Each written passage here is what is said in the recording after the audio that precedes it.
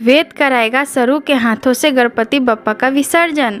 जी हाँ दोस्तों, सीरियल सरू के आने वाले अपकमिंग एपिसोड में जब सरू को पता चलेगा कि उसने नशे की हालत में बहुत ज़्यादा ड्रामा किया है और सबकी बेइज्जती की है और सरू की वजह से चंद्रकांत को सबके सामने शर्मिंदा होना पड़ा है, और तब सरू पूजा में शामिल होने से इनकार कर देगी।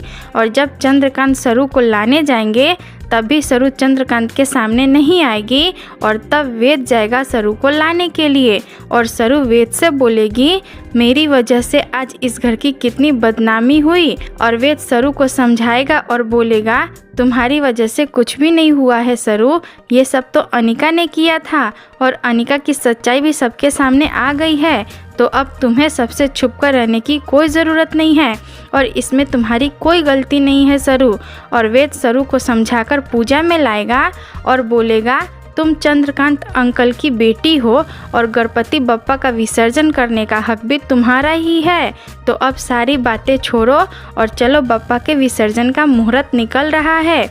और चंद्रकांत मुस्कुराते हुए सरू से बोलेंगे वेद बिल्कुल सही बोल रहा है सरू। और फिर वेद सरू के हाथों गणपति बप्पा का विसर्जन करवाएगा और सरू बप्पा से प्रार्थना करेगी कि बप्पा मैंने अनजाने में ही सही पर चंद्रकांत सर की इज्जत मिट्टी में मिला दी। ये लोग तो मुझे माफ़ कर देंगे पर शायद मैं खुद को कभी माफ़ नहीं कर पाऊंगी।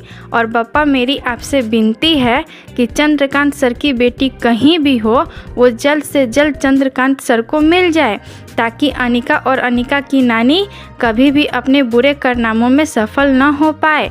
और वेद सरू को देखकर सोचेगा बस अब बप्पा के विसर्जन के बाद मैं भी अपने दिल की बात सरू को बता दूंगा और सरू को प्रपोज कर दूंगा। और सरू और वेद की जोड़ी बननी चाहिए या नहीं, आप हमें कमेंट में ज़रूर बताएं और इस वीडियो को लाइक शेयर और हमारे चैनल को सब्सक्राइब करें।